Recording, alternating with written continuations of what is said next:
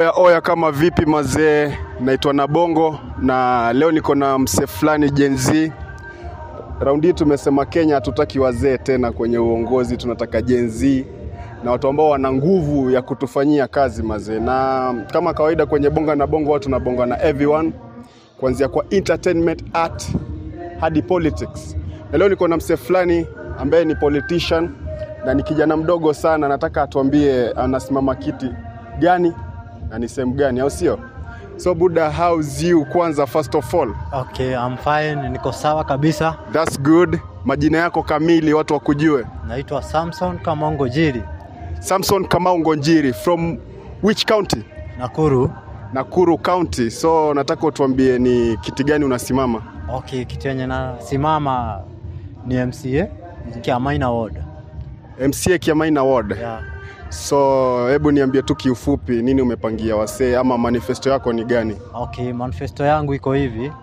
Kitu yenye napangia vijana na wamama pamoja na watoto na wazee wa Kiamaina ni kitu ya kwanza ni masomo. Kitu ya pili security.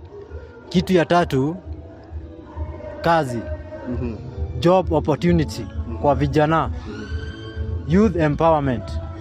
Vile watapata kazi, vile hao vijana wa Kiamaina watakaa wakiwa kwa kazi.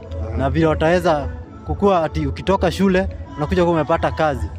Ili tuweze kufafanua na kujua zaidi ya Kiamaina. Tuko vijana na tuko mbele. Yeah. Kama kawaida umecheki, hiyo ni sauti ya kijana ambaye ni Gen Z. Na sijui unaweza tuambia kiufupi nini ilikuchochea mpaka ukasema kwamba sasa for the thing I want to be a politician ama I want to be an MCA. Okay, kitu ya kwanza nini ilikufanya ukaona kwamba unaweza ukasimama kiti MCA? Okay, kitu ya kwanza niliona naweza watu wa Kiamaina naweza kuongoza na uongozi mzuri juu najua watu wa Kiamaina mkinituma pale kwa uongozi nitawezana. Kwa njia moja ni kuheshimu wazee na wamama hadi pia watoto. Hata mtoto mchanga lazima umheshimu juu ni mtoto atakuwa kesho kabisa, si ndio? So mazee ni sauti ya Gen Z. Na mimi naweza ambia Gen Z mazee, kama kuna mtu ambaye hajachukua kura, achukua kura mazee. Support vijana wenzako, kama unaona kama unaweza simama any seat. Usiogope. Jitokeze, simama kitu yoyote, hata kama ni president, au sio? Tumesema kuanzia juu mpaka chini. Orezo hadi mzee wa nyumba 10. Tunasema ni nani? Gen Z. Gen Z revolution. So mimi nimeshukuru sana kwa time yako, na anytime ukiwa tu na anything to do with vijana unaweza kama hapa.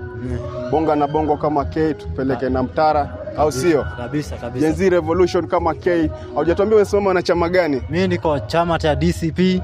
Na kitu ya kwanza naweza ambia youth mchukue kura kwa wingi tuweze kutoa kasongo. Tukisema ni one term ni one term. One term kama K, au sio? Kabisa. Alafu niko na mzito wangu fulani, boss fulani, anasimama MP Bahati constituency, anaitwa Mary Justice under DCP party.